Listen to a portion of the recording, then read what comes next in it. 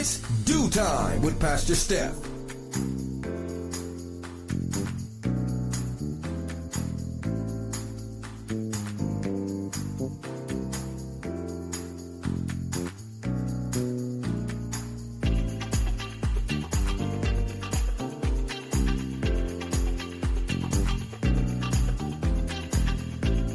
Good morning, rise and shine. You're on with this Dew Time with Pastor Steph. How are you this morning? That's what I like to hear. For this is the day the Lord has made. Let us rejoice and be glad in it. So, where were you yesterday? Yesterday was Wow Wednesday, and we started off with our girlfriend Vivian and her socially conscious segment, and she started talking about that recall again. Yep, on the baby formula. Yes, arsenic and lead. Now, what kind of plants are we working in when we can find arsenic and lead in our baby formula? Well, there were 21. Now, with all the baby formula out there, 21 Enfamil, Similac, and organic formulas that were found that were not contaminated with lead and arsenic. But baby, that's like finding a needle in a haystack. Yes. It's a shame that we have to really be concerned. After back in 22, we had that big whole shakeup about our baby formula back then. So it's like, what have you been doing since? Well, clearly nothing, because there's no way in the world that we should be concerned about something like that. Well, head of the New York Police Department Transit, and that's District 20, the captain of District 20, found guilty of, guess what? Cooking the books. Yes, if you've been an avid fan and listener of It's Dew Time with Pastor Steph, especially our Wild Wednesday segment, you would hear how Vivian's been talking about this transit stats that have supposedly, gotten better, and the crime is better. And we've been saying, says what? The news is telling it all. How has it gotten better? Well, come to find out, homeboy has been making numbers and twisting facts and all kinds of things, downplaying the assaults and larceny. And can I be honest? Who knows what else? Yeah, that's all he's been found out doing. But we've been saying something is off about this whole thing. Well, they found that out. They surely did. So, I tell you, you can't trust anybody these days at all. Well, we got to talking. Yes, the ladies and I got to talking about some things that they say don't say to your friends when, they're in a breakup, and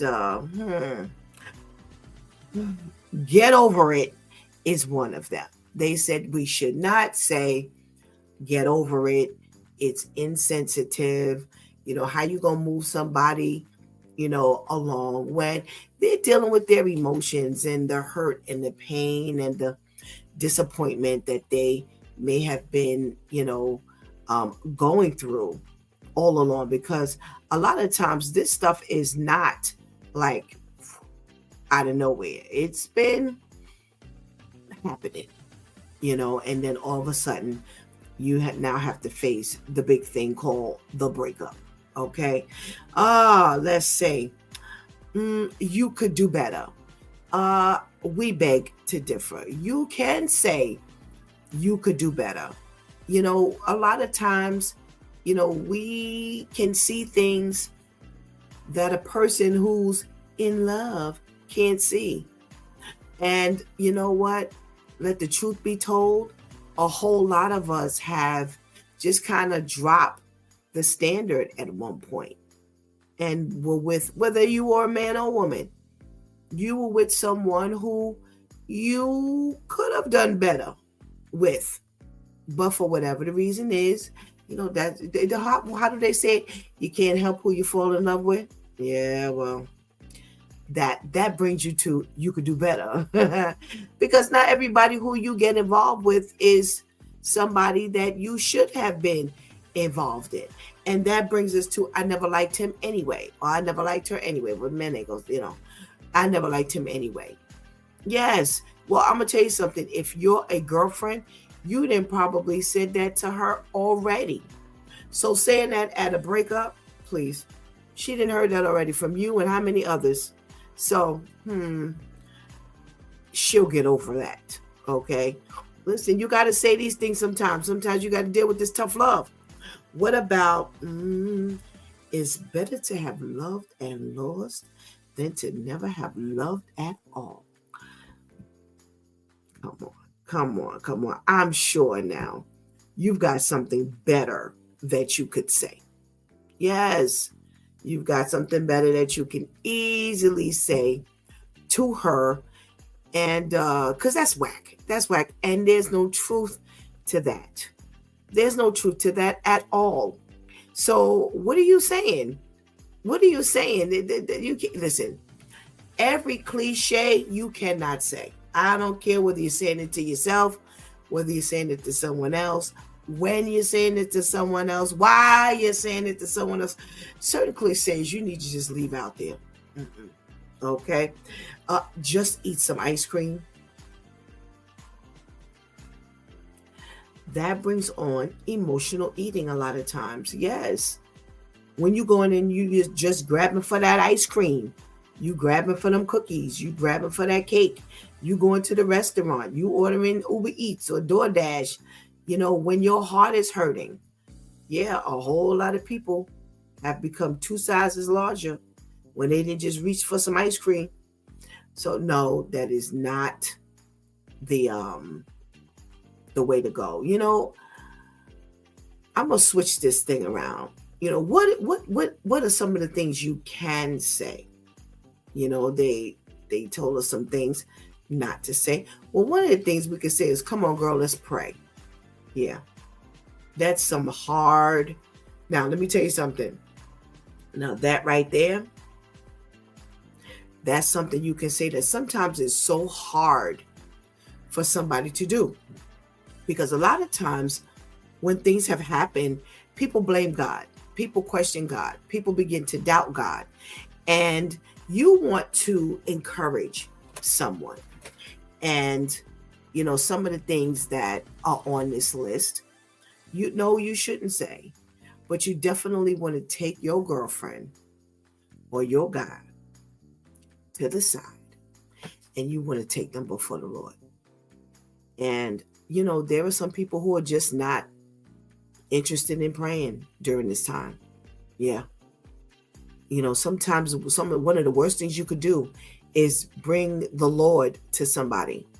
Oh, what is God going to do for me now? And I've been praying all along. And, what's prayer going to do for me now?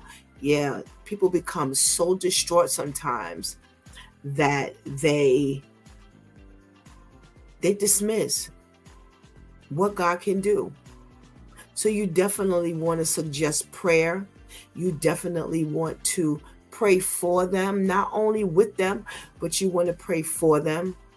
You want to, go before the Lord for your people, because, sometimes, they gave us a whole list of things not to say. Sometimes you're speechless. Yeah, there have been those rare times where somebody is so distraught that I don't even know what to say to them, because they're not they're not open to anything. They're so distraught that everything is something that's going to upset them. Nothing is going to encourage them. Nothing is going to uplift them. Yeah, there are those times where there is nothing you can say that will make somebody feel better. So going before the Lord and knowing the works of prayer, keeping your faith in line, that's something that you definitely want to do, because that can take them a long way. And let me tell you something, praying for a person is huge, because it's just you and God. And if you've got like mutual friends, then you grab those friends and now you all go into prayer for her or him. Okay? All righty. Well, that's how we spent our Wednesday. Today is Therapeutic Thursday. Yes, the day we talk about our health, whether it's physical health, emotional health, spiritual health, mental health, financial health, whatever health is actually going on. So we want to make sure that we,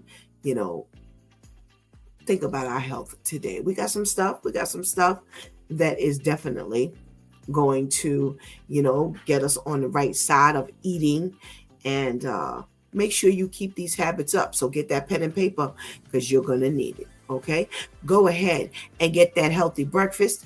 Go ahead and tell somebody that it's Stew Time with Pastor Steph is on. And whatever you do, don't go anywhere, because we will be right back.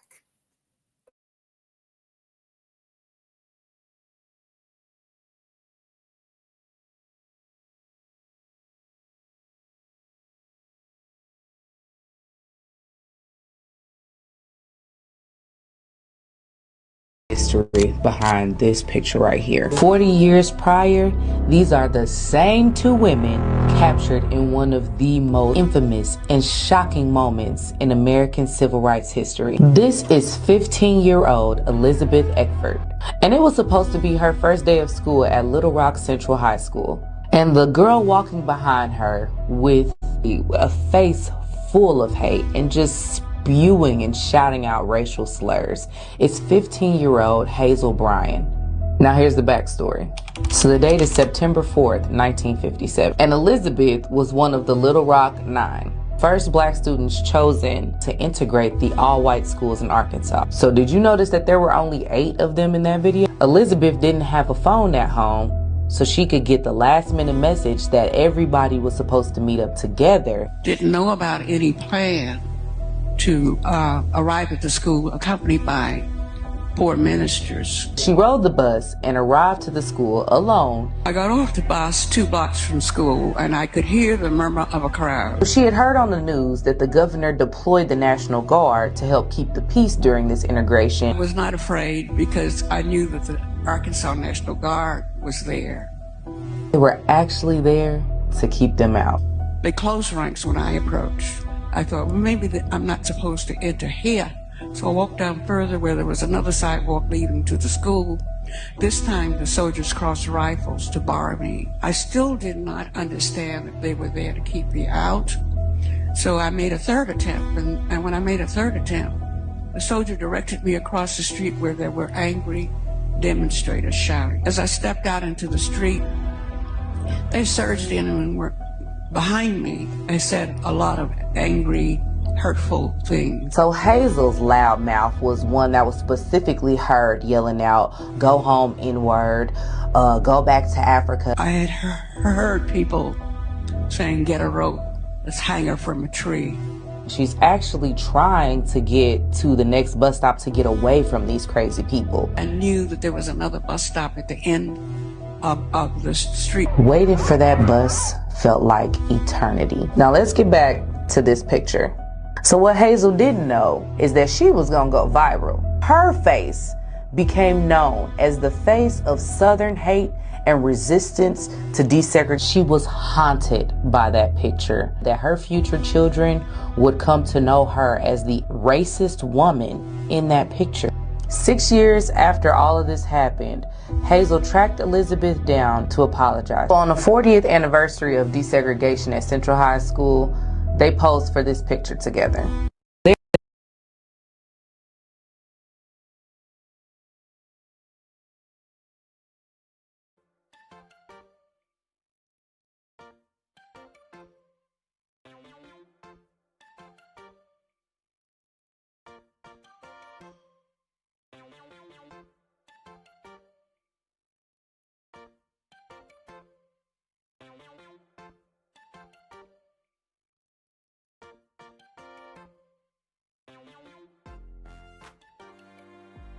Good morning, and good morning again. Welcome back to It's Due Time with Pastor Steph, and it is Therapeutic Thursday.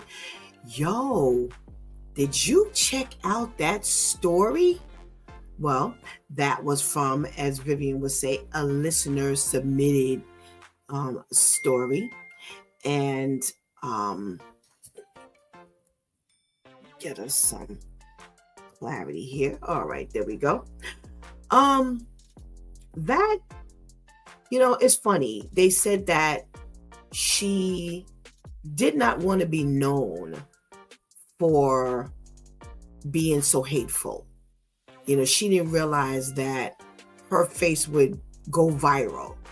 Back then, that surely was not the terminology, but she didn't know her face was going to be seen all over again. And definitely not wanting to be known to her children and grandchildren as this hateful individual. So she hunted down this young lady that she tortured and made nice. You can't be God. You cannot be God. It took her being concerned about the way she looked for her to become remorseful for what she did. Sometimes you got to see yourself in the mirror. Sometimes because we don't see ourselves and we finally get a picture of what everyone else is seeing. And whoa. Okay, something just hit me. If God used that more often, imagine how many times we'd fix what we do. We think people are ganging up on us. If we were to just reverse and see it from their angle, then it would make more sense. Y'all better pay attention. God is doing a whole lot. He's doing a whole lot in the things he shows us. There are so many messages coming from one thing that it would just blow your mind. It would just blow your mind. And it wasn't until she actually saw herself looking as ugly as she was. Those pictures were horrible looking. But when she was making them faces, she could care less. When she was torturing that young girl, she could care less. But you know what? God knows exactly how to do it. Like someone walked up on her and said, you're real ugly and you're treating someone very nastily. She wouldn't have, it would have been like, no, I'm not. And yeah, blah, blah, blah, blah, blah, blah, blah. She shouldn't have been here and blah, blah, blah, blah. Yeah, that would have been the response. But when she got an opportunity to literally see what she looked like, so here's what we need to do. Go before the Lord in prayer and ask God to expose the ugliness in you. Ask God to show you, to expose to you how you really look, and then go stand in the mirror. Don't say nothing. Just go stand in the mirror and repeat Give yourself a couple of minutes and then start repeating some of the things that you've said. And let's see how you look to you. Let's see how you sound to you. If you then can smile at you, but if you then see how ugly you look, you may need to start apologizing to some people. Yeah. So, amen. Thank you. That's, again, listener, viewer, submitted. Thank you so much. So, listen, y'all got to check in. Let me know you're in the room so I can say a hearty good morning. Well, we could say good morning to Terrence. Good morning, Terrence. Thank you so much for joining us. And, of course, we've got our girl, Ketty, in the room. Thank you, Ketty. Good morning. Oh, hey there, Serge. How are you? Thank you so much for joining us. We got our girl V in the room. Hey, Vivian. Thank you so much for joining us this morning. Our lady, Tamika. Good morning, and thank you so much for joining us. So we've got our lady, Tamika, and our girl, Viv. Hopefully, we'll be chatting with them very shortly. We got our girl, Cherry, in the room. Where you been, girl? Missed you. Thank you for joining us this morning. Hey, Teresa. Thank you so much for joining us. And of course, we've got to say good morning to the ladies that hold it down in the back room. Let's say good morning to Shantice. Good morning, Shantice. And our girl, Anika. Good morning. Anika, thank you so much for joining us. All right, you got those pens and papers up? All right, we're going to talk about that fruit that is surprisingly high in sodium. Yes.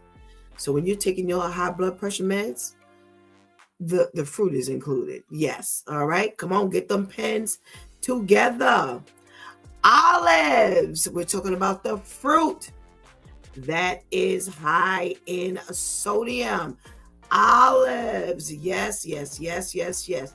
They say technically olives, they're a fruit, and they are one of the saltiest fruits out there. They say raw, they are naturally high in sodium. And they say most of the sodium comes from the brining process, okay? So they say depending on the variety, olives can contain anywhere from 200 to over 500 milligrams of sodium. Ouch. Ouch. They say green olives tend to have more sodium than black olives. And if you've eaten green and black, you will know black olives are not as salty as green olives. And they say be very careful because that can take your blood pressure up, up, up. Okay.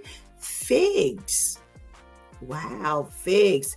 They say figs are naturally sweet, but they contain a lot more sodium than other fruits. Yep. They say fresh figs have about 2 to 5 milligrams of sodium, and dried fruit, much higher in sodium, up to 15 milligrams of sodium per serving. And they say that they are a great source of fiber and antioxidants, figs, but you still got to be careful of the sodium. Okay. Grapes. Wow. Now here's the funny part. For those of us who are diabetic, they tell you do not eat more than 15 grapes at a time because of the sugar. Well, they say that grapes are quite high in sodium, surprisingly. They say a cup of fresh grapes typically have around 5 milligrams of sodium. Now, raisins, which is dry grapes, can have up to 10 milligrams per serving. Now, raisins are sweet. I mean, sweet. Who would think that you got high sodium in a bunch of raisins? They say the reason why the raisins are so high in sodium because of the dehydration process. Okay, so be careful of the grapes and the raisins. Wow. Watermelon. And remember, people used to put salt on watermelon? Wow. They say that although watermelon is known for being high in water content, it's also high in sodium. They say in a serving 2 to 5 milligrams of sodium. And it's a great choice for replenishing electrolytes, but make sure you watch the sodium. Yeah. Strawberries. Wow. They say that strawberries contain more sodium than you would expect. A cup contains around 2 milligrams of sodium. And when they're dried and processed into jams, much more. They're much higher in sodium. And they say, although it's not high like the figs and some of the others, still be careful of the sodium content in your grapes. Cantaloupe. Wow. A cup of cantaloupe contains about 20 to 30 milligrams of sodium. Wow, that's on the hot side. Oh my goodness gracious. Oh, they say be careful of the cantaloupe when it comes to your sodium. Wow. Blackberries. Yo, unless we do some of these things, you would never know. You would never know. They say blackberries contain around 1 to 3 milligrams of sodium per cup. And they are slightly saltier than some of the other berries. And be careful when you're eating your blackberries if you're concerned about your sodium. That is crazy. Crazy, crazy, crazy. Wow. All right. Well, we have run right into our 7:30 spot. So I do not have enough time for our other piece of health tip.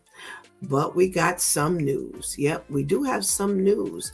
So let's see what the news is talking about this morning.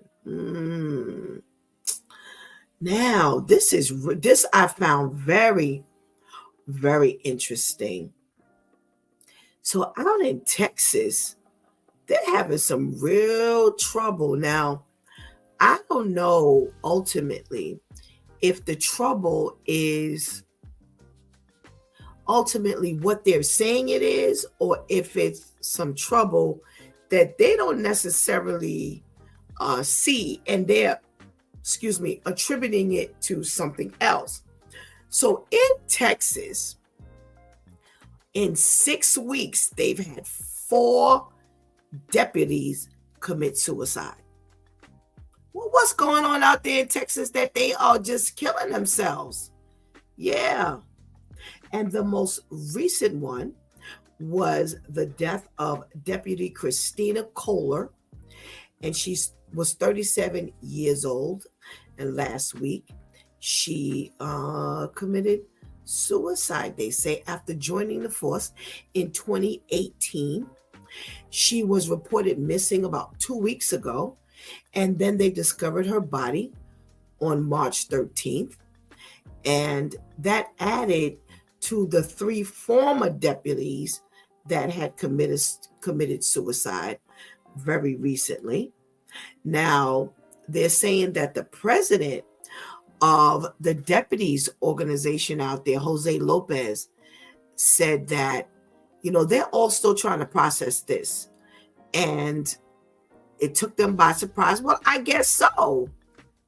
Like, what's going on that, the deputies want to take their lives.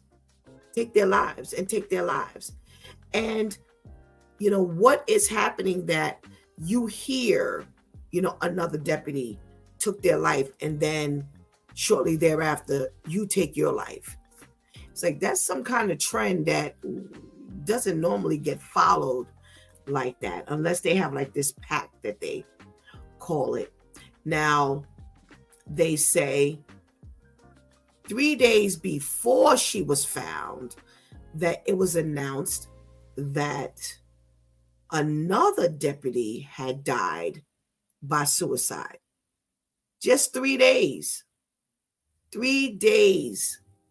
So they're really trying to figure out and, get some psychological help for these deputies, because they say this is just too short of a period of time for these deputies to just be committing suicide. So, prayers out to Texas and other, law enforcement agencies and states and things like that, because we don't, we always hear the downside of these cops, but the truth is there are good cops out here, good people in law enforcement, and everybody's not a bad guy, and some people are really troubled. So you really got to try to figure out, what's causing this distress that people just are committing suicide. So do you see why God says, I got to get to my people first, because the enemy is taking his people in droves. Look at this right here. In Texas alone, in this part of Texas alone, this one small nucleus of an area, you've got 4 deputies who took their own lives. Now, like I said, unless they got some other stuff, some foul play going on that they're really not picking up, there's a big reason for concern. So again, prayers up to those families, and hopefully, they can, really find out what's wrong and what's going on there. All righty. Let's see what else. Well, we're talking about, those of us who have heard children say, there's a monster in the closet. There's a monster underneath the bed. Well, there was a babysitter who was watching some children in Kansas, and about 10:30, the children started complaining that there was a monster underneath the bed. So, she says she went in there, and her intent was to look underneath the bed and show that there's no monster underneath the bed. It's almost like when you see it on TV and they snatch the closet open and they say, see, there's nobody in here. Well, underneath the bed was a 27-year-old man who they found to have been living there prior to this family, and some kind of protective order he was under. So he got away initially. When the young lady found him, he pushed him down and got away, and they couldn't find him for a while. And then after a while, they found him. Guess where? Right back near the house. Yo, what's up with you? So you already know you're not supposed to be in this house because you have a protective order against you. And you go and you leave and come back. Yeah, so that's where they found him.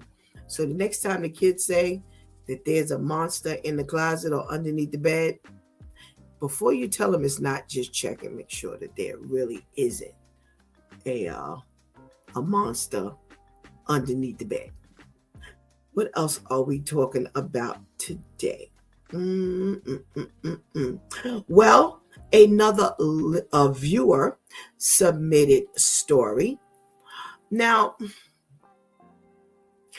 I don't know, y'all. I was doing this this news story, and there was some thoughts that was coming through my head. And there's an issue with Trump now trying to mess with the voting rights, the ability to register for votes. He is requiring, he tried to get this executive order, and it is to make a person who is applying for a voter ability to have to prove their citizenship, because he does not want non-Americans, non-citizens to be able to cast votes. Now, I really took some time and I read several articles. Now, there's a few different stories going on here. So one of the stories that's spinning from this is the fact that he wants anyone non-white to have to prove their citizenship. Now, as we know, there's everywhere you look, if you're filling out certain paperwork, if you go to DMV, if you go to apply for food stamps, if you apply for Medicaid or things like that, there is a voter registration portion on these applications. So if you are not registered to vote, you could just sign up. Well, DMV would definitely be able to flag whether you're a citizen or not, because of all the credentials that you must provide to get your ID or your driver's license. So they're saying that, one article says you have to provide a passport because your birth certificate, for some reason, would not be sufficient. Also, they say that you would, your real ID would also be something that you could provide. Again, remember, those of you who have forgotten, May 7th, you ain't got that much time left. May 7th is the deadline to get your enhanced ID or real ID before you're not going to be able to travel. So you can still get it afterwards, but if you still got your old ID as of May 7th, then you won't be able to move around, okay? So I stumbled across a list of things that he's trying to do. So one of the things says he directs workers to change the national male voter registration form to require that applicants provide either a passport, U.S. passport, a real ID driver's license, or a state issued, real ID for those who don't drive. And that would be the credentials that you would have to provide. The other thing he's trying to implement, it says, requires Homeland Security and the IRS to coordinate with Elon Musk's Department of Government Efficiency to help clean up voter rolls by removing dead or otherwise ineligible voters. And I did hear they said that there were still some people on the roll that were not alive anymore. All right. Something else is they mandate a paper trail for each voter's ballot rather than just an electronic record. Another one is orders prosecutors to charge people caught trying to cast more than one ballot, vote illegally, or who threaten or intimidate elections workers. Well, look who's trying to pull this here. It was his people last year who was carrying on. All right. It says requires that no ballots can be counted if they are received after election day. And we couldn't figure that out. Like, why, if you know all year, the day of election, why you, like, weeks later still counting ballots that you got after election day? That makes no sense. So they said that the mail-in ballots would have to arrive before or by election day or be postmarked by election day. and he is threatening to withhold the limited federal funding available for elections assistance to states or other jurisdictions that refuse to assist in certifying citizenship. So, he's doing some things that kind of make sense. But one of the biggest pushbacks is they're saying that there are really not that many people who are trying to vote more than one time or illegally. That's not a real issue. So why is he trying to push all of this stuff? So who knows? It's Trump. Am I mad with the fact that you've got to provide, if you want to register to vote, you've got to provide some proper credentials? Why would I be upset with that? That to me, that wouldn't make sense. That you should be, just filling out these papers was always puzzling to me. It's like, okay, they don't check nothing. So that makes sense to me. So that there you go. Hopefully they say that anybody prior to this point is kind of grandfathered in, so you wouldn't have to do anything. They're not coming after you to provide your citizenship going forward. Those who have not registered to vote already will have to provide their citizenship. So I don't know. Y'all let me know how y'all feel about it. Personally, they say it's supposedly for non-whites. Would I be surprised? No, I wouldn't be surprised at all, because of who we're talking about. But again, I'm not mad. I'm not mad that you would have to prove, put your credentials up. To me, it's something that you should have been doing all along.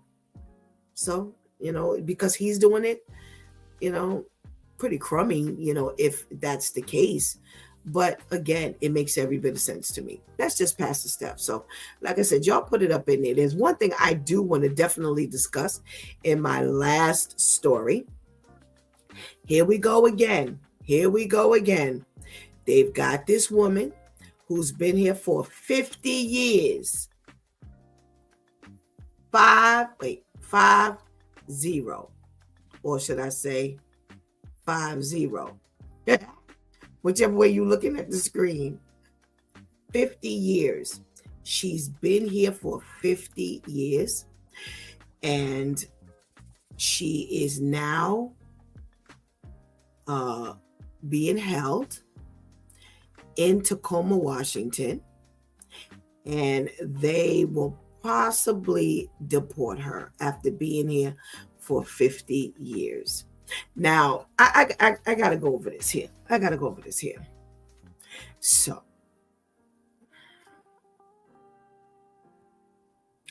they say that back in 2000,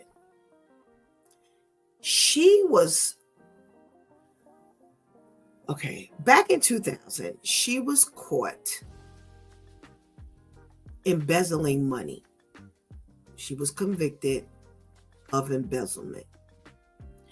And she used to be a vault teller and operations supervisor at Washington Mutual Bank. They say she removed cash from the vault on 8 separate occasions without the bank's authorization. And according to her plea agreement, the total was $6,400 plus, a little over $6,400. She was ordered to spend 30 days in a halfway house, and she had to pay the money back. Now, this was in 2000. She finally paid the money back in the year of 2019. Now, she's got a green card. All right. She's got a green card.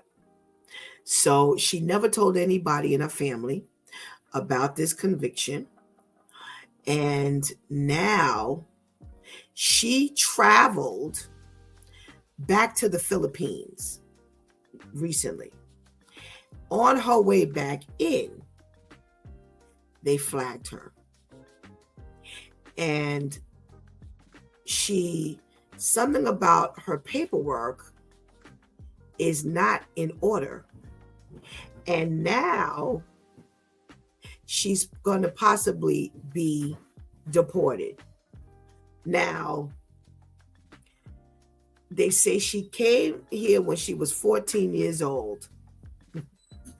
And she's kind of moved around to help family and things like that. And, she was a good role model and she was a good support system and the whole 9 yards. And outside of this particular instance, she was not found guilty of anything.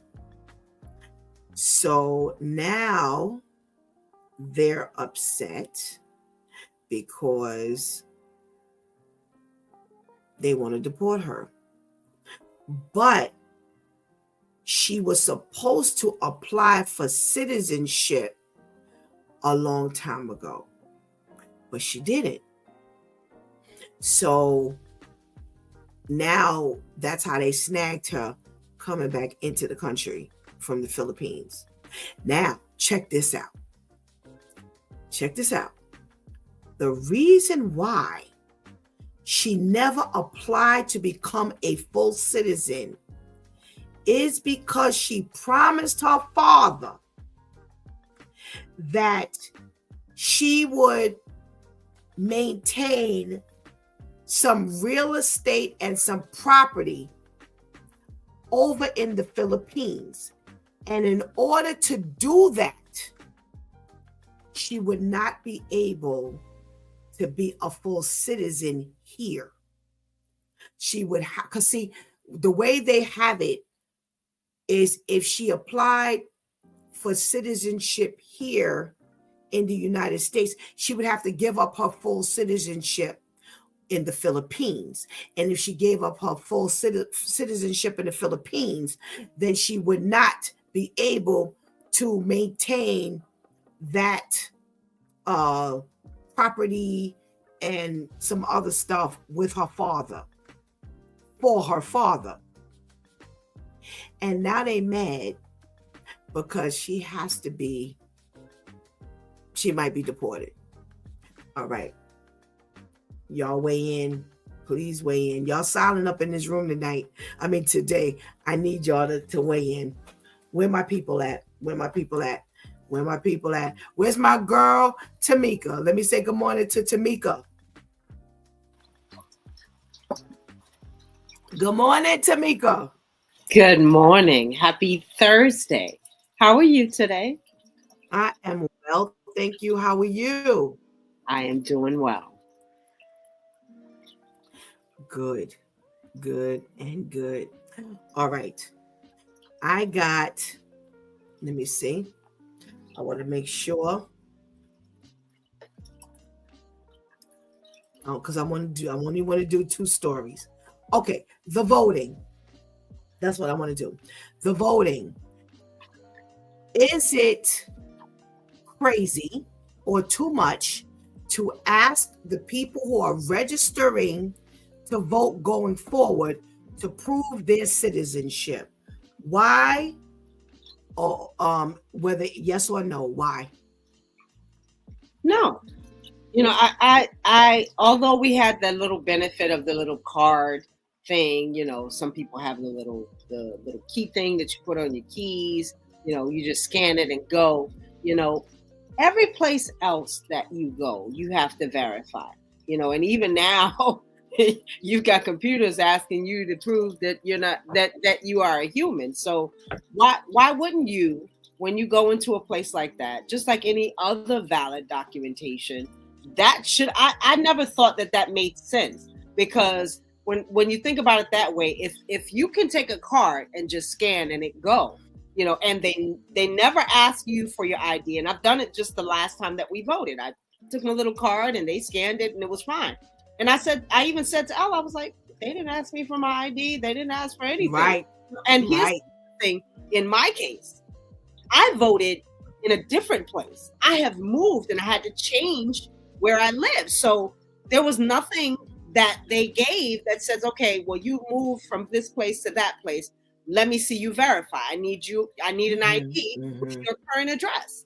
So if I had that mindset to vote where I used to live and to vote where I am, then I could have, and who was to say that? Right. To say what's the difference? Here's the other thing. I dropped my card as we were walking back home, and I was kind of looking for it. I ended up having to step back and I found it. But if that's the case, anybody can pick it up and say, oh, right. I'm not verifying who I am. So when I come to vote after somebody took my card, again, who's to say who's who, especially when you're not checking ID.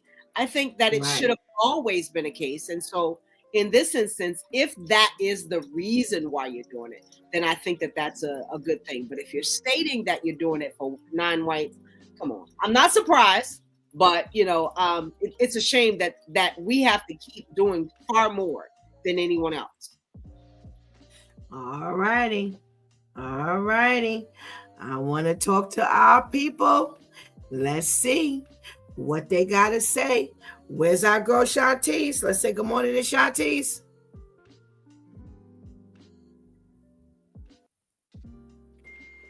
Good morning, ladies. Good morning. How are you? I'm fine, thank you. How are you? Good. I'm well, thank you. I'm well. All right. Should the people who are registering to vote be forced to prove their citizenship? Absolutely. I thought that was something that was being done already. So I could be from any country and vote here. How does that work? Or I can go to another country. I'm from here, America, but I go to another country and just vote. How does that work? So yes, we should have to prove. And I heard that this past election, like I went to go vote, they didn't ask me for my ID. All I did was give them my name and my address, especially if I didn't have to stop at that initial table to get my zone.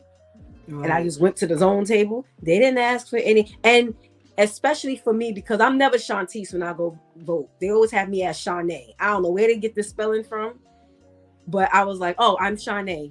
And it's like, oh, okay, no problem. Well, here's your ballot. And I'm like, okay, even though my ID would have given you my correct name, but you didn't even ask. There's never ever been a discrepancy whenever I'm going to vote and say, oh, well, I'm so sorry, but you're not gonna be able to vote this time until you get this straightened out. No, it's okay, Shanae, here's your ballot, and you can go right over there and vote. So that needs to be something that's already in effect. And of course, he just has to patent it with something ignorant.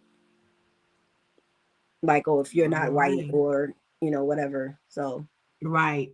To make it worse. Right. All right. Let's see what our girl Viv got to say about this thing. Good morning, Vivian. Good morning. How are you? Well, thank you. How are you? I am well, thank you. I am well. So what say you? Should our non-voters who are now registering to vote prove their citizenship? Absolutely. This is something that should have been done. And what I don't think that he realizes is that this is going to hurt his people more than it's going to hurt us. Because like you said, a lot of these rules that you're putting in place is going against what your people were doing to get you up in office. So it definitely needs to be done, because like Shanti said, when I went to go vote, I didn't have to show a thing. All I had to do was say my name is so-and-so, and they was like, oh, okay, you can go right over there. There was nothing required for me to vote. And like Lady Tamika, I've moved since my last time voting, and there was nothing required. So anybody could have just walked up in there and said, I'm Vivian so-and-so, and they would have just been like, oh, okay, you're on the list to vote here. That's all we needed is your name, and go ahead and do what you need to do. And that's unsafe. That's unsafe, especially during this last election. Right. So they need to fix that and fix it quickly. It needs to be more required for you to walk up in there and vote. All righty. Well, let's hear from our Pastor KL. Let's say good morning. Good morning, Pastor KL.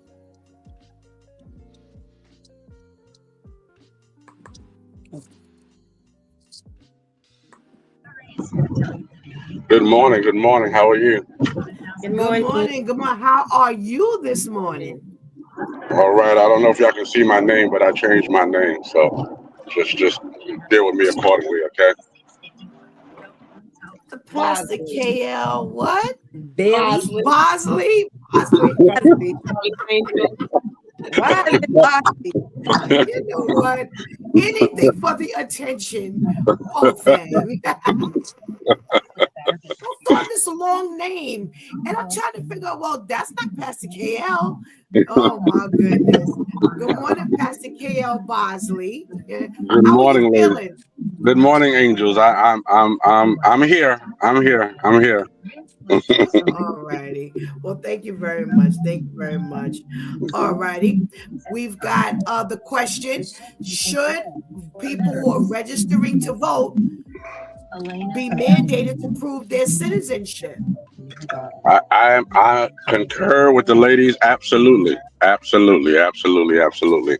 I think that we actually lost now that I'm listening to my niece Shantice because she should have did Shanae and then get back on the line and did Shantice. You know what I mean? If this was during my once upon a time life, I could have done that. I can't do that as a Christian.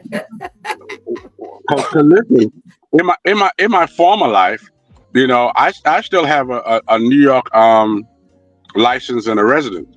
So in my former life, I had an absent voter's card, where I can vote online, and then I can also vote in Alabama because I have a residence in Alabama. Wow. So Wow. so Shantice, we'll get together and we'll pray later and repent. But we got to do some things. You know what I'm saying? Oh my goodness gracious. We're gonna sin first and pray later. Oh no. Oh my goodness gracious. Wow. Well, let's see what the room is saying. Well, Terrence says agree. He doesn't think it's too much to ask for. Just imagine how many non-citizens have voted for this idiot to be in office today. He found a loophole and now is trying to cover it up before anyone else uses it. Oh, we got Pastor Brenda in the room. Good morning, Pastor Brenda. Good morning. She says here in Florida, you must show a government ID in order to vote. Wow. Okay. Yeah. Because in New York, it's pretty liberal. We ain't got to show nothing, as the ladies have said. And that's pretty open. All right. So here's the other question I want to ask you all this morning. We've got this other issue of this individual who is here for 50 years. 50 years. She's been here with a green card. Back in 2000, she was found guilty of embezzlement. She used to work in a bank, and come to find out, she took out $6,400 unauthorized at Washington Mutual Bank, where she worked as a supervisor. And then she had to spend 6 months in a halfway house and pay back the $6,460. That's how much she owed. It took her 19 years to pay that money back. And she finally paid it back.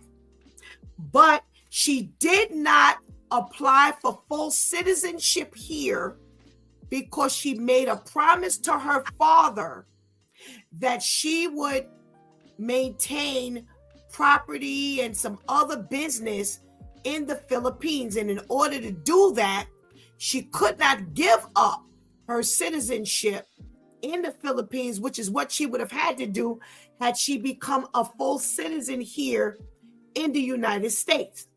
So now she's on the verge of being deported, and they are mad because she's been here for 50 years and she has not committed a crime.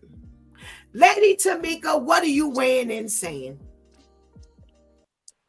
I'm still trying to figure out our whole concept of being American and the immigration and all of that has been so muddied since the pandemic. All the rules and guidelines that we know are just, and my thing is, well, she did it, and then my thing is, what's the I feel sorry for her considering the fact that you have all of this. But my thing is, if I'm going to someplace else, y'all gonna make it hard for me to be able to do one or the other. I need to make a choice, So basically, you straddling New York and the Philippines, and so either, decide which one you're gonna do, or is there another relative that maybe you can put the property's name in? I know that here it's like that. Can you put it in? Do you have another relative? Is it only you and your father? Is there another sibling, maybe a cousin, maybe another relative, so that you could have gotten your citizenship? You've been here long enough, far long enough to get that done.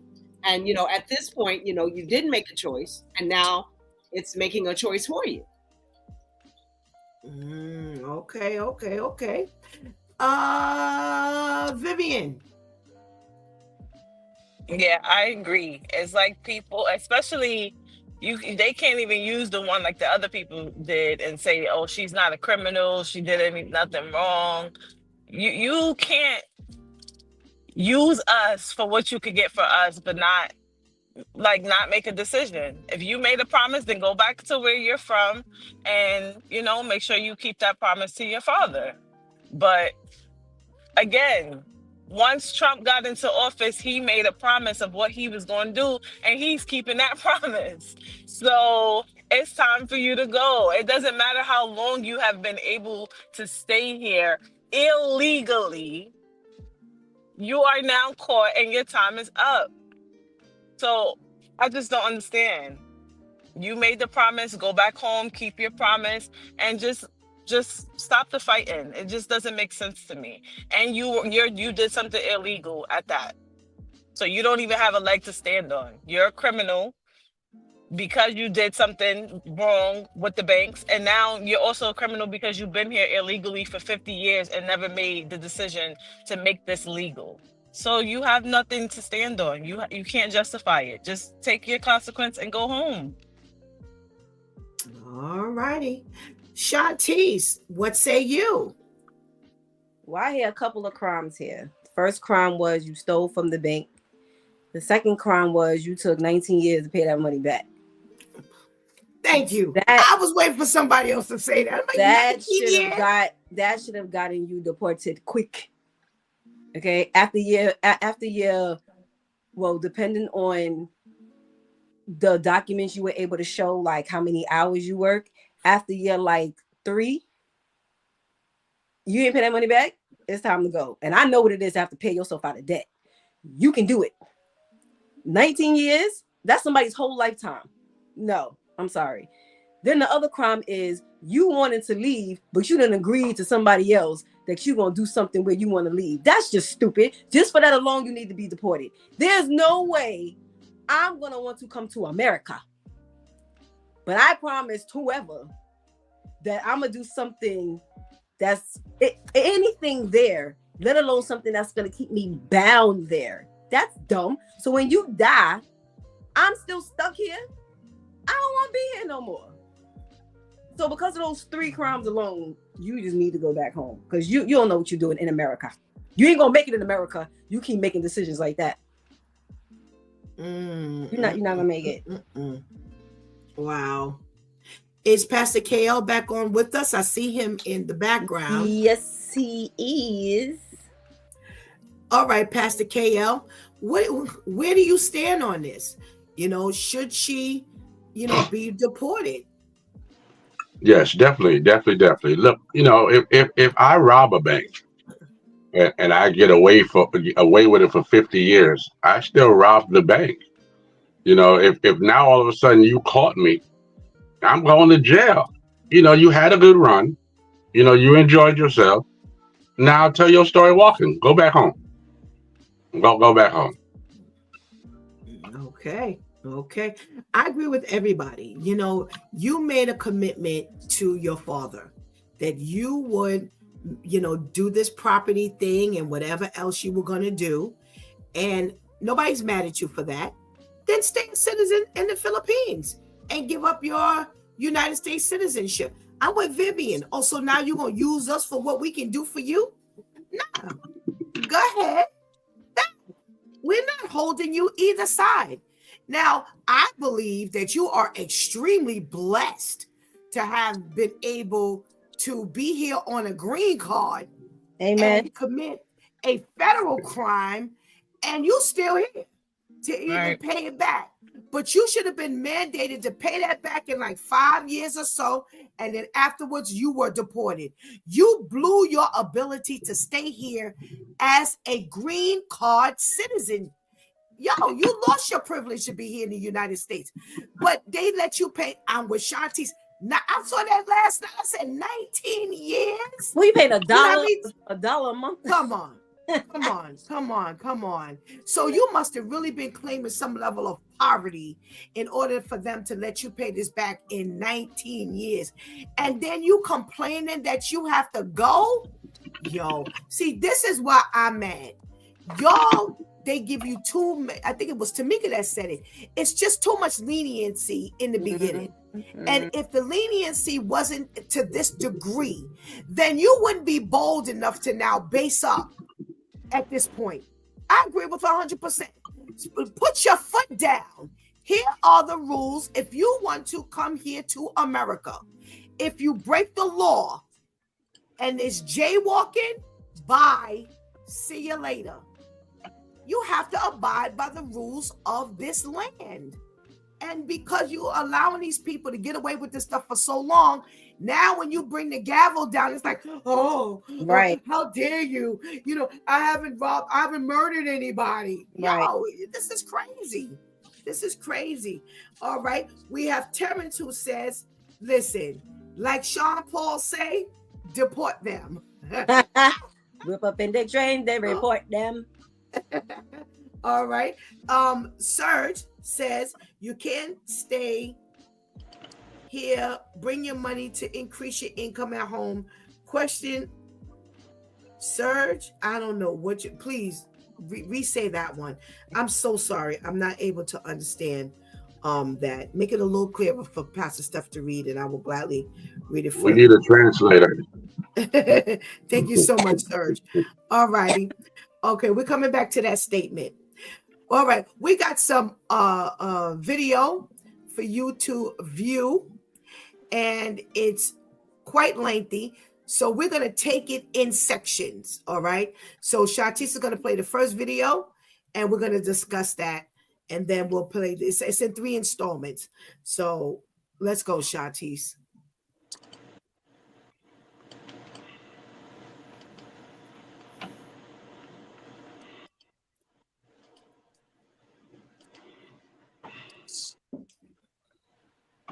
Doors. Ushers, close the doors. Close the doors. Close the doors. We all gonna leave together. Y'all ain't going no place but to the restaurant. There's 1,000 of you tonight, and those that are watching, it's 1,000 that's watching online. This is a small seed. If I get 1,000 online to give this, if I get 1,000 in the sanctuary to give this, that's $40,000 tonight. I'm challenging each of you all down here to give a $20 seed. I just think $20 is a lot of money. $20, believe it or not, when my late wife Melinda P. Sapp was alive, was a good date. I could take her to the movies, buy a box. All righty. So he's about to ask. Well, I think I need to wait. Marvin Sapp is about to ask the congregation. He's about to take up an offering, and he mandates that the ushers close the door. What does that say? And I'm going to start with you, Vivian. What does that say to you when that's the first thing you hear? You start hearing that it's offering time, and then you hear he several times says, ushers, close the door. Close the door. What does that say to you? That he's taking people hostage. He's not going to let you leave until he feels you've given what you are supposed to give in his eyes. So you're not going to be able to leave until he reaches this $40,000 goal. He's taking hostages. Okay. Shantice, what say you? What does this mean to you when you hear usher the demand that the ushers close the door? This is about to be a hostile situation. What you finna do in here? There's no more church. This ain't church no more. This is now you get ready to stick us up. So close the door, lock us in, because they about to come out with the rifles or whatever guns and rob us. Because why else? They don't even lock the doors in the club. See what I'm talking about? Why do we need, and what kind of ushers are these? You have armed ushers? Because my thing is, so you tell them close the doors. Now what happens if I decide to get up and walk out? What they gonna do? They're gonna push me back to my seat? That's what you're training the ushers to do now. It's like the academy. So the ushers now get the same training as the police academy. Yeah, no, that wouldn't have gone over well. Pastor K.L. Bosley. Well, I don't agree with what the ladies have said so far. So while I've seen this video and there's a lot of stuff that I don't agree with, this I agree with. I mean, in my church and in a lot of churches, at offering, you lock the door, because you don't want nobody coming in and robbing you, just for that simple point. So I don't think it was a hostage situation. A lot of churches, the Church of God of Christ, the Pentecostal church, that's protocol to lock the door when it's offering time. Even if it's just bring $1, it's just protocol to lock the door. All right. So I will say this to you, as Pastor Steph, it is my protocol that when I take up offering, we lock the door. Right. Protocol. Right. I'm not, and we are a 100% cashless congregation. 100% cashless congregation. Everything is done electronically. So offering is simply, we're going through the process of filling out your envelopes and putting it in the collection plate. Right. And the door is locked. Once it's time for offering, if the door has not been locked previously, you get up and lock the door. However, I do not make the announcement, close the door. I'm about to say, there's no close the door. Your voice passes. Your presentation makes the difference. This, as a person, I didn't start locking the door after I saw the video, because I just saw the video last night. I've been locking the door since we got to this location. So I definitely understand. And I didn't know. This is my first time hearing that there's protocol to this is what we do type of thing. I respect it, and I think it's a smart thing to do, but I didn't realize it was a protocol thing. Your presentation makes the difference. This does not sound to me as a pastor. Forget about the congregant, because I haven't been a congregant in 13 years, pretty much. This is not a presentation of my safety. This presentation sounds like, listen, ain't nobody moving. It's offering time. I don't want nobody trying to get through that door, because there's only one thing happening right now. Maintain your seat or wherever you're standing, because this is what's going down right now. Ain't nobody coming in and ain't nobody going out. That's the problem with the presentation. It had no overtone of safety. All right. Now, let's go to the $20. I didn't calculate it in my head that there's we can get $40,000. Vivian, I'm going to take you first. The calculation. Yeah, that also shows that this wasn't about any type of public safety. You already had it in your mind as people were walking through the door. You're counting people. You're looking at how many chairs are being filled, and you're calculating. You're seeing dollar signs as people are walking in. You're not concerned about anyone's safety. You're not concerned about anyone's spiritual health. You're seeing dollar signs instead of faces. And you're calculating, all right, with the amount of people in these chairs and with the amount of people online, this is how much we can get today. That doesn't show any concern about the people. And that's absolutely disgusting. There's nothing in the Bible that says that someone has to come in and give a certain amount of offering. Tithe is a different story. That's a standard 10%. But there's nothing that says that anyone has to come in and give a certain number of offering. So for you to close doors and demand a specific amount from each person and have this goal in your mind that everyone has to adhere to and the doors will not be open until then, that's disgusting. You don't do stuff like that in the church. Okay, I'm going to take some of these comments. To get back to Serge, he says you can't stay here, increase your income to bring back home, and are you paying taxes is the real question. Absolutely, Serge, and that's what she was really doing. That's what she was secretly doing. She was stacking the paper here, sending it back home, and getting the best of both worlds.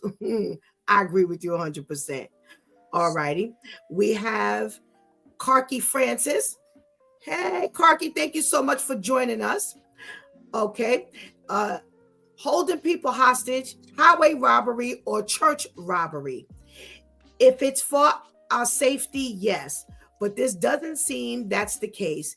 It was to force the people to give whether they liked it or not.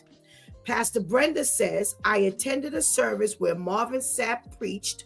I was not a fan of how he, quote unquote, raised an offering. After he spoke, no locking of doors was announced. Okay, so here we have somebody who's been actually in the room. All righty, Shantice, Yes. What say you? I gotta find a new word for tacky.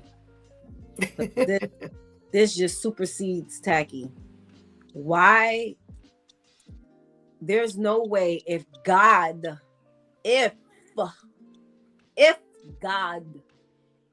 has pointed to you and said, you're a pastor, you're a pastor, that he's not going to take care of whatever finances you need now and in the future. So you calculating how much you can make as if you're a server in a restaurant. That's what we do in restaurants. Okay, I got this 4 top. Okay, you give me my section. I got a 4 top, a 6 top, and 2 deuces. All right, so how I'm gonna make this work? I'm gonna push these 2 deuces together, make a 4 top, and I'm gonna keep flipping these tables because if I get at least, I'm working from 2 to 8. So if I get at least 10 rounds in, and if everyone tips me this amount, like, what? Why?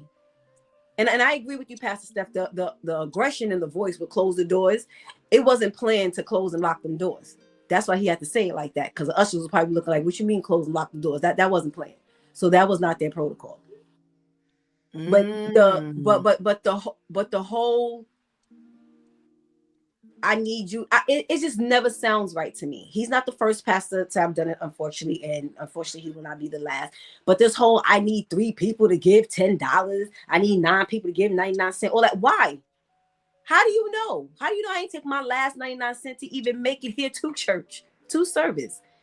So now you're pressuring me and you're making me feel bad because I can't give you $1 because you need 50 people to give you $1, and that way you walk out with your $50.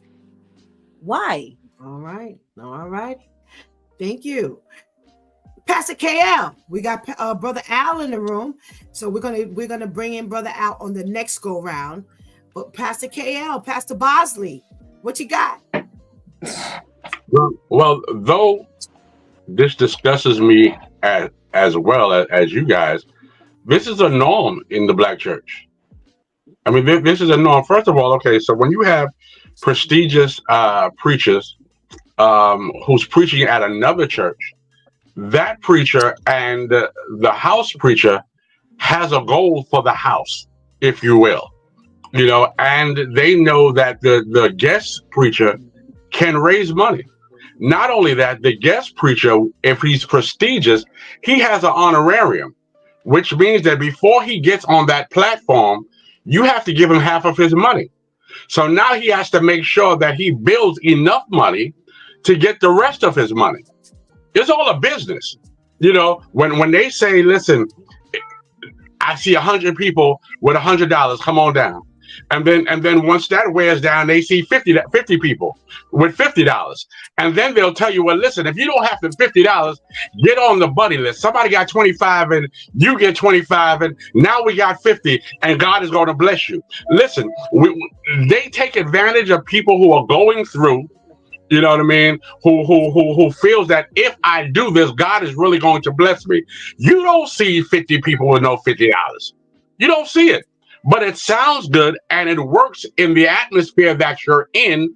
So people are paying their rent money. People are paying their mortgage money. People are paying the utility money, because they believe that if I give, it shall be given unto me, pressed down and runneth over. All righty. All right. So we're going with this is the norm. This is Karki is saying, what a goal. Yeah, this is what they do. You ready for the next video? Yes. All right, let's go. It's a continuation. Brother Al, pay attention. We coming to you, brother. Get one soda, 2 straws.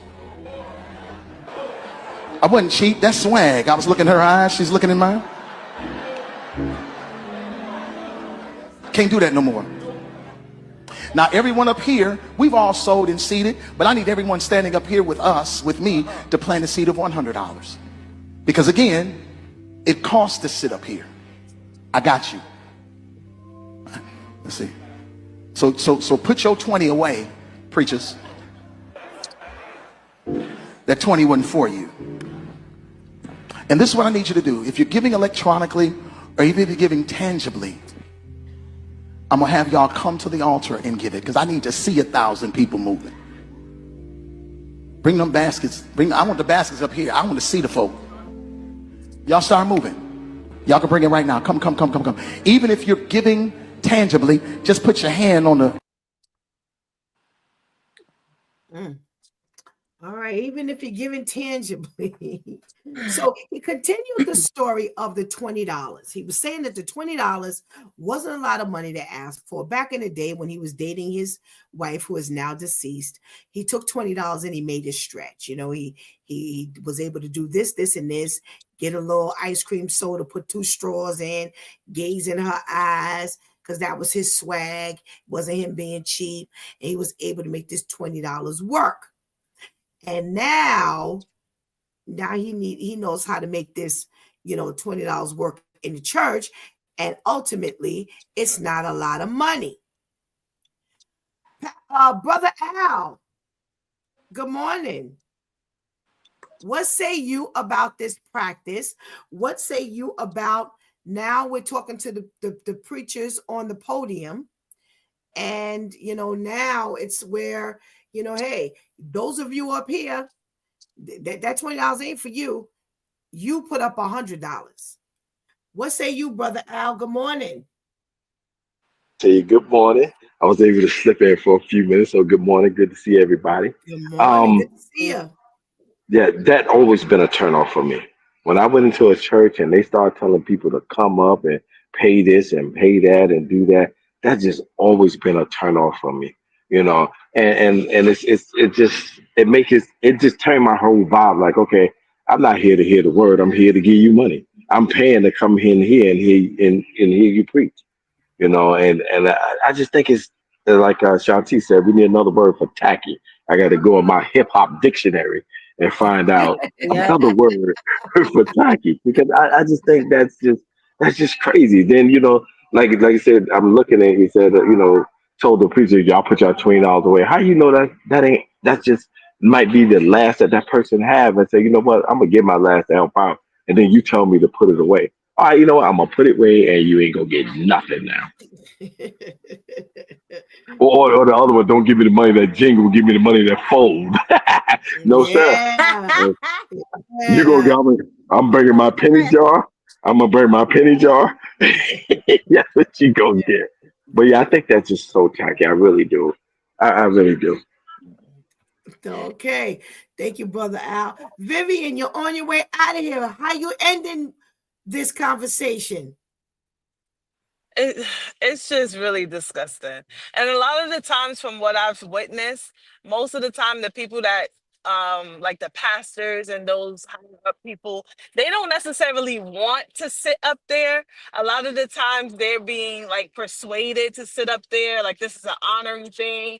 Oh no, sit up here, don't sit with the rest of the congregation. So now you've probably convinced me to sit up there, and now you're requiring that it costs to sit up here and the price is $100 today. Like that's just really disgusting. And you can't say back in the day $20 was nothing because we're not back in the day. Eggs is $20 now. So you can't now speak to how much $20 is worth to a person. You should not put a price on anything that doesn't belong to you. Those seats don't belong to you. This ministry doesn't belong to you. So now for you to be telling people how much they need to pay wherever they sit is just really disgusting. And it sounded like everybody was so confused, like the way he had to continuously repeat, like, yeah, yeah, bring those up here. Yeah, come on right now. Bring the plates up here. Nobody is used to this. This is not protocol. This is not something normal. All of this is being done, a spare the moment type of shakedown. And it just sound like everybody in there, including the ushers, were just so confused as to what was going on. And nobody thought enough to stop it. Everybody's just going along with it.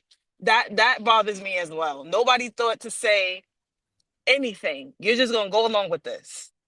And that's why people are allowed to do the things that they're allowed to do because nobody's speaking up. Nobody put a stop to this. All righty. Thank you so much, Vivian. Thank you for your contribution to today's conversation. Pastor KL, we've got it costs to sit up here. Put that $100 up here. That $20 wasn't for you. Again, while we are in a tangent and in an uproar, this is this is normal. This is normal. First of all, they were uncomfortable and they wasn't used to it because it speaks that was not his church. He was the guest speaker. So that's not something that their pastor does. However, I'm sure the pastor knew he was going to do that because, again, whatever money he brings in benefits the house. So, okay, so the other way people do it when they don't have an honorarium preachers is that the preacher who's preaching raises the offering and then they split the offering.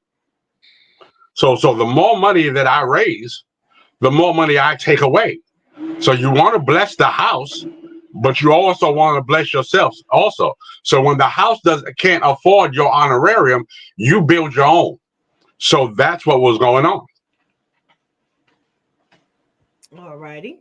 Shantice, thank you for the explanation, Pastor KL. I'm telling you, they don't even maneuver like this in the club.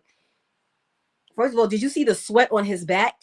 That's God telling him, see how hard you got to work for this? Because this ain't supposed to be happening. You're not supposed to be doing this, bro. It takes you. You work too. No, did you see the whole back of his shirt was just dark? He's drenched. There's way too much effort in stealing from these people because that's what you're doing. I'm having a really hard time, and it's not my first time hearing it, of course, but having a really hard time with paying pastors or preachers to make a guest appearance as if you're doing a walkthrough at a club. Listen, if God has said, you go and you give my word to this flock, then God is going to bless you with the finances to do so. There's a reason why you're trying to get to a dollar amount, because it's not meant for you to walk up in and talk about, I need $300. I need $30. God is going to put it on the heart of whoever the leader of that church is and all the parishioners to bless you with what you need. How do I know? Because I've actually witnessed it happen. It has actually happened for me. Not for me to go speak somewhere, but there's times I've needed a specific amount and I've gotten that because God knew before I knew what I needed. You talking about you want to see the people come up. So what happens if you happen to walk past me and you didn't see me come up to either touch the plate or put something in it? What you gonna do? Smack me? Oh no, you know what? We'll keep them locked in. So now you acting like Jesus. All the people who didn't walk up, put them on the left, and all the people who came up and gave, put them on the right, and the people on the left are gonna stay locked up in here. It's just too much going on. Here's a problem I'm having with this. It has become so normal that, que sera, sera. And my thing is, if you've got Marvin Sapp, someone of his status, and maybe that's the problem, because this is his status. He's Marvin Sapp, and we've been blessed by his word and blessed by his presence. This man is making money. This man's making money. This man has money, and yet he still comes through with this mindset of either the honorarium that they have to give him, or, as Pastor Bosley said, the honorarium that he's raising himself. Either way, this is really a poor display of Christianity, poor display of how things need to be done. What's the ultimate concern here? So now if we're going with this is not his house, that closed the door had nothing to do with safety. Right. That gets washed 100%. See, it all can't be safety now, now that this is possibly an honorary. Now, I'm sorry that you said what you had to say. I do not agree. To me, now you just wash that out for me. Now with all of this, close the door, whatever. Are we going to raise the argument up? Or he didn't know because this is not his house, so he don't know. I'm not buying that. Now, unfortunately for Stephanie, this is all put together. Now it's close the door, lock them in. We're gonna make this happen. Now then turn to the podium, and now you put these people at a whole different level, because $20 is not for you, the $100 is for you. Vivian said something that was very interesting. She said, sometimes they call the people up to be on the podium. I can't tell you how many times they have called for the pastors, and I don't move. I don't move. I sit in my seat. You'll need to know who I am. And I'm not even thinking money. I'm always in the forefront of people. I'm always in the front of people. So for Stephanie, anytime I have an opportunity to blend in and just be silent, I'm definitely taking that opportunity. Nobody has to know I'm Pastor Steph. I'm just going to take my seat. I'm just happy to be in the house. I just want to come so I can, receive and be blessed by what is being given, to the house. Now you have me. One day I break down and I say, okay, they say, oh, come up. We invite all the pastors to come up to you. And then I go up there and I stand and I hear this. I don't think I had $1 million in my pocket. I can't remember the last time I did have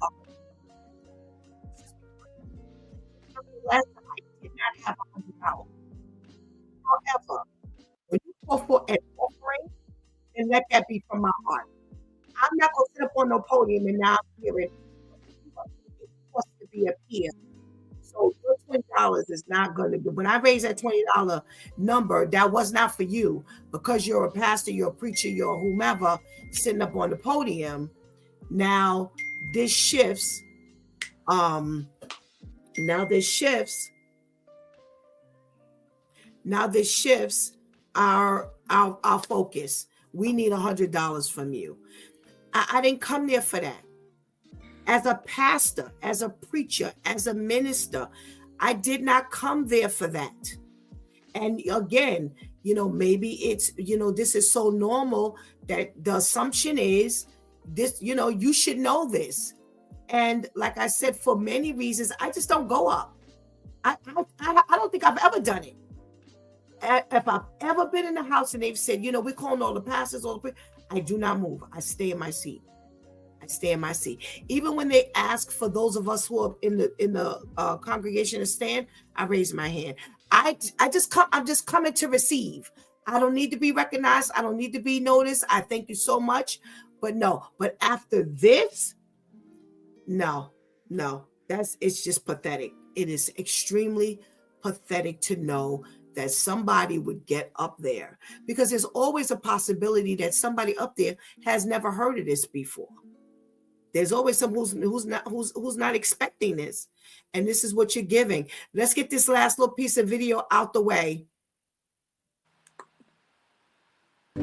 Take your phone and stick it on the bucket.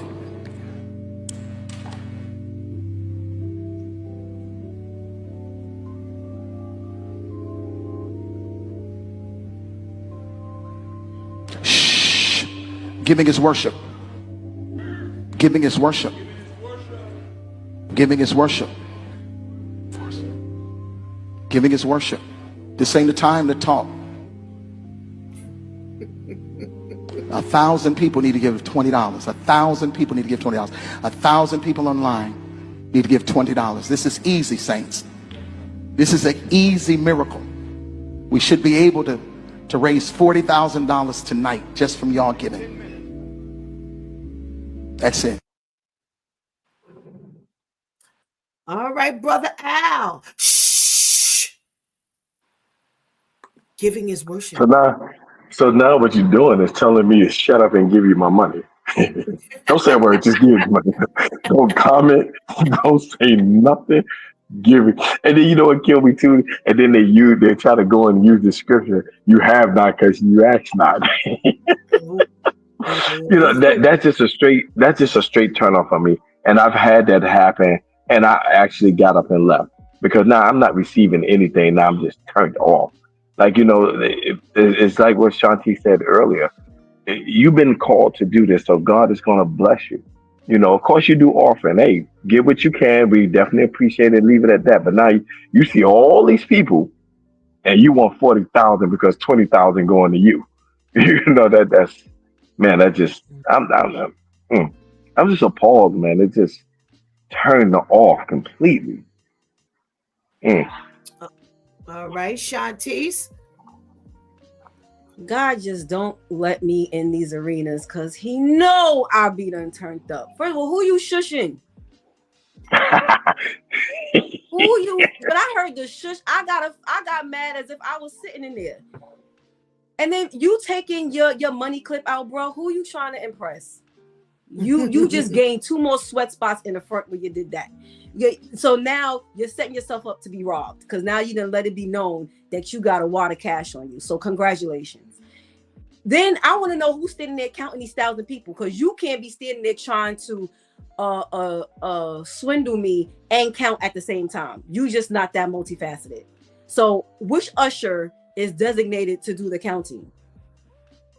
And you're really taking this task on, and it goes back to what Vivian said, and this is one of the parts that really disgusts me, because everyone in there did not agree with it, but no one is saying anything. It'd be one thing if everyone agreed with it, and that's why you ain't say nothing, versus this sound a little funny, this sound a little strange, but okay, and you're saying nothing.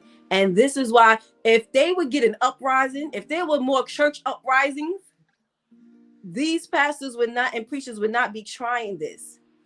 If the people in the church would act like they had a once upon a time or a former life and started acting up, they would not be trying this. And it's just so amazing that you feel so comfortable saying these things to these grown people? These are grown. Some of these people are probably older than you, and you talking about shush, giving this worship. According Okay, to so what?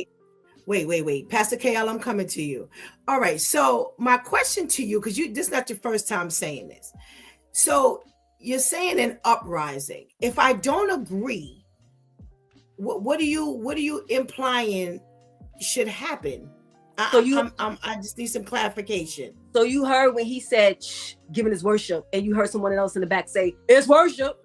If someone was to say the contrary, and then someone else said the contrary, someone else, that's an uprising. So it's like Pastor Steph, when you give a word in the church, or when we talking about something in the church and we don't understand why God is saying that, and we like, hold up, wait a minute, Pastor Steph. You mean to tell me that I can't listen to such and such music?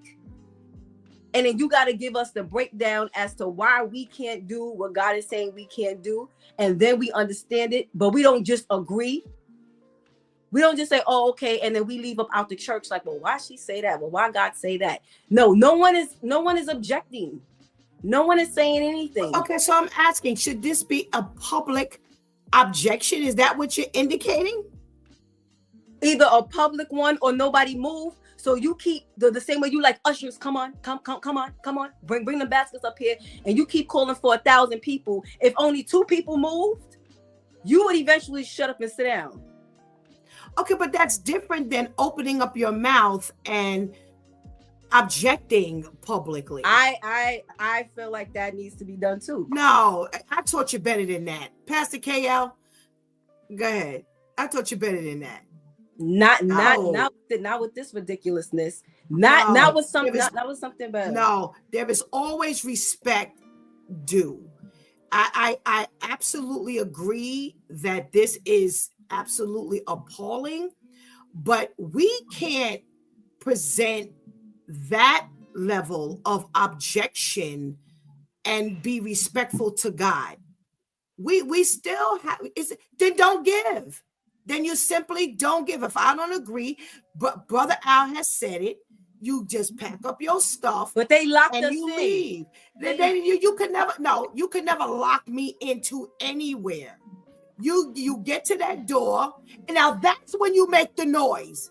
If I get to the door, I'm respectfully leaving. I haven't said anything. I don't agree. I pick up my bag, I pick up my coat, and I go to the door. And I go to leave, and now you hold me hostage. That's a whole different story. Physically, verbally holding me hostage and physically holding me hostage is something different. You follow what I'm saying? It's different when, he says it, and we all have said, you hold the people hostage, and then I get to the door, and then you like, oh, no, you can't leave. Excuse me.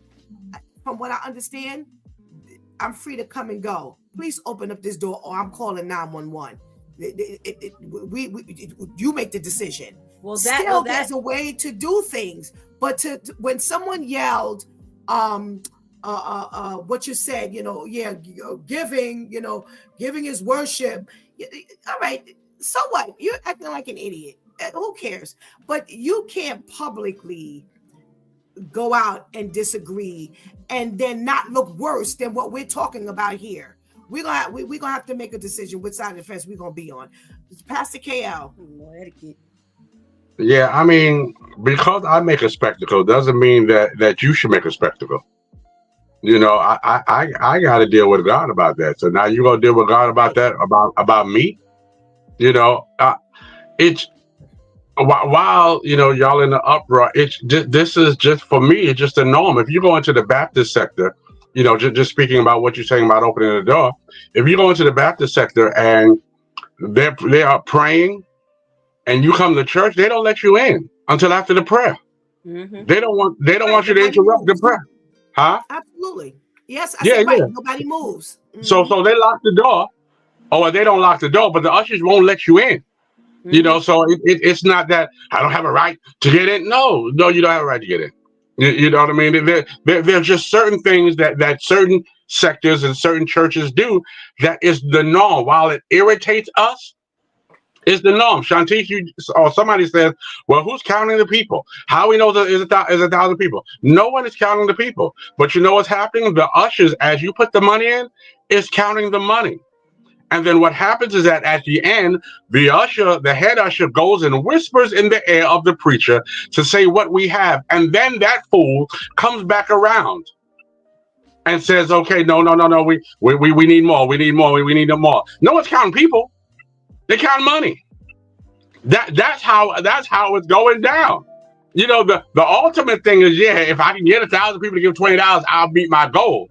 But if 1,000 people don't come, the 500 people that came got to pay a little bit more. And then what happens is that the people in the church, in these kind of churches, know the preacher's coming back around again, so they won't come the first time, so that they won't have to be subjected to pay twice. So they'll hold on their money until the second round. All righty. We've got some comments. We got a good morning from Miss Charlene. Hey, Miss Charlene. Thank you for joining us this morning. She says, God does not like ugly and very few pretty people he likes. All right. And she says, you have to answer to the Lord pretty much. We got to check in from Athena. Good morning, Athena. Amen. Morning. Thank you for joining us. Here's my concern. And before, and I want to say this while everybody's on, my concern is, although it's the norm, it's unacceptable. I don't care nothing about it being the norm. It has nothing to do with anything. We know it's the norm. It's a norm for them to do a whole lot of things, but that's not going to be my comment today. It's the norm. We know it's the norm. It's very much the norm in certain sectors of certain religions and certain faiths. We know that this is what they do. Does it make it any less disgusting? No. And that's not going to be my comment today. My comment is not going to be, well, it's the norm. No, we have a group of people watching us here today. What are we saying to them? I'm not telling them it's the norm. What I'm telling them is what is right biblically and what is wrong biblically. Whether it's the norm or not is irrelevant. We can explain that this is what they do, but that's not going to be the only thing we say today. My Due Time crew, thank you so much. Thank you so much. We so appreciate you and your contribution to today's conversation, and we pray you have a blessed day. You too. Thank you. Woo, what a conversation. Amen, amen, and amen. Woo! Giving God thanks for the truth. And unfortunately, as with the world, here's where we always go wrong in the church. As with the world has made the norm and what's right dysfunctional, and they have made what's wrong and dysfunctional the norm and the right thing to do. And we are going to have to, as those who know better, we are going to have to sound the alarm and warn you that although it's the norm, here's how you handle when you're put into that position. Everybody saw me and heard me publicly address what was said. The feeling was, well, you know what? If that's what they do, there needs to be an uprising. Somebody needs to be loud and go against it. And I'm here to tell you that God says do everything in decency and in order. That's what this broadcast is designed to do. This broadcast is designed to instruct and to guide God's people as to what's right, what's wrong, and how to handle what we face. Because we're going to be facing things in life that we're prepared for, and we're going to be facing some things that we're unprepared for. We're going to be facing some things in the world that we're unprepared for and prepared. And we're going to be facing some things in this church and with church people that we are prepared and unprepared for. And the fact of the matter is, despite the fact that this is normal, especially in certain, arenas of churches, that it's not right. And if you should find yourself in this situation and you are uncomfortable, this is what you do. That's what we're supposed to be instructing today. It is very important that the Do Time crew, as Christian people, let you know that they're uncomfortable with it. See, here's the problem. The problem is when we have Christian people who kind of smother what's being done with, well, that's how it's done and that's what we have to accept. No, it is up to us to sound the alarm that these things are incorrect, and this is what you do when you're faced with it. Now, publicly, for those of you who hear, this is my daughter. No problem publicly saying to her, no, that's not what we do. As Christian people, if we are in this arena and they are behaving like this, and we know this to be incorrect, there is not, like it was said, it's nothing biblical about this. There are more people turned off by this than anything else. We're not welcoming newcomers. We're not inviting people to Christ. We are not making people feel comfortable, even Christian people. And that's a problem. You know, certain Christian people going to be uncomfortable because they just don't want to be disciplined. So they ain't really no Christians, because Christ is a disciplinarian. God is a disciplinarian. So you ain't no Christian if you don't want to be disciplined. I'm going to be straight up honest with you, because that goes against anything that God and Jesus is doing and focusing on. However, we must make sure that when we do go in these arenas, that we stand down. It's very important what Shanti said. Stand down. If they want to come, if they want to make this announcement, like Pastor KL said, they will definitely come back around. So they'll go, and I've watched them do it. They've gone from, okay, we want $100 from 1,000 people, and like he said, the ushers will whisper in and let them know we don't have it. We didn't make the mark. And they say, okay, we want 500 people with $50. They don't meet the mark. We want 200 people with $20. They'll keep going down. And like he said, I've watched this happen. They'll start, he calls it the buddy system, where they'll say, get with 5 people and make $100. If we do that enough in the room, we'll make the goal. Yes, it's a goal. Like Pastor KL said, it's an honorarium that they got to meet, that this person who's coming has mandated that they get. So this is what they keep doing until they reach the goal. However, I don't have to participate. If I know this not to be of God, I don't participate. But here's the bigger thing. Don't support it. Don't return. Like Pastor KL said something that was very, very important.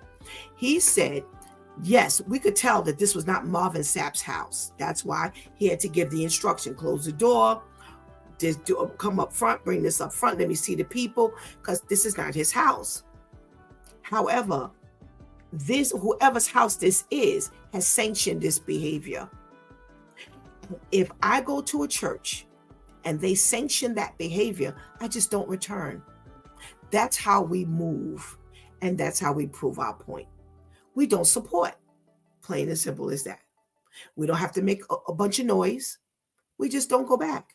And I have told merchants that, listen, listen, God has spared my life. I'm 58 years old. I didn't work too hard for my money. My money is too hard to come by to take your nonsense. There is always someplace else I can go spend my money. I don't have to deal with your disrespect. I don't have to deal with your high prices. I don't have to deal with your unprofessional behavior. I'll just go about my business. There's more of you than what you can think of. And if you think that you'll be all right, talk to Sears, talk to JCPenney, talk to all these other people who are now out of business. They thought that they were too big at one point also, but now they're no longer here. And I'm out. And that's what I've told my children. You do not, that's what I've told my congregation. You do not have to accept anything that you feel is ungodly. How we move is we shut it down. And if they find that people are not supporting, then maybe there will be a shift. you leave, you pray for everybody in that house that did not know better. Because unfortunately, that's what we're faced with. There are people who just don't know no better. There are people who say this is the norm. And because this is the norm, they go with it. But if we are upset about it and we know that this is not biblical, we're not just going to be upset, okay? Because that don't hold no water either. We just not going to be mad about stuff. We need biblical foundation to be upset with this behavior. If you know that this is not godly, then you do not support. That's what you do. You do not go up in there making noise. You do not go up in there carrying on. You make sure you don't support. God bless you. Tonight, we are having a whole different my 2 cents approach, okay? We're not going to review the 3 of us. What we're doing is we're inviting you. We have people who are coming on tonight who are going to nominate movies, shows, and individuals for my 2 cents awards. Remember, we're focusing on ethnic minorities. We are not focusing on the other side of the fence. They have gotten enough notoriety, but we are now going to salute our own. So here's what we're going to do. They're coming on. They're going to nominate a movie, a show, a series, anything, or a person or people who was represented in 2024. And we're going to talk about it. And we're going to hear their nominations out loud. Not only that, but we're going to play rapid fire. These individuals are going to name their favorite throwback movie. And what we're going to do is we're going to throw questions at them to see how much do they know about their favorite movie. Now, some of the movies on the list, no, they're not Christian movies. We're not in It's Due Time with Pastor Steph. We've got Paid in Full, Menace to Society, Power Book 2, Ghost. We've got Scary Movie. We've got 5 Heartbeats. We've got New Jersey Drive. Yes, we got all the hood movies. Yes. This is not It's Due Time with Pastor Steph. We are talking movies, shows, sitcoms, and we got the rapid fire going. Boy, we've been having a ball just throwing these random questions out. 7 o'clock is when we start right here on a Closer Walk Christian Talk Show YouTube channel and Facebook Live, Coach for Christian Life. Do not miss it. If you want to come on and just be a spectator, it's okay. If you want to come on and you want to participate, we're going to be giving away some prizes for those who can answer the most questions about their favorite show, their favorite throwback. So make sure you hit us up, Coach for Christian Life on Facebook, all right? Or email me, Coach, 4, christianlife@yahoo.com, all right? Listen, it is going to be hilarious. Make sure you join us. You've been watching It's Due Time with Pastor Steph. Join us Monday through Friday from 7 a.m. to 9 a.m., where we discuss matters of the heart, mind, and spirit. As you go through your day, be sure to set your mind on things that are above, not on things that are on the earth. They will only serve as a distraction. Remember, prayer changes things. It's Pastor Steph signing off. And I want to thank my Due Time crew. Oh, my peoples, always come through big time. Make sure you continue to do what you do and stay up in that chat room. Thank you so much for helping us do what we do. Please do not miss this opportunity to give God your life right now.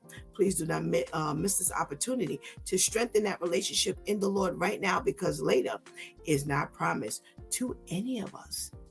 Until tonight, right here on the Closer Walk Christian Talk Show YouTube channel. And if we miss you tonight, God spares, we'll see you in the morning for Freestyle Friday. Until then, I love you.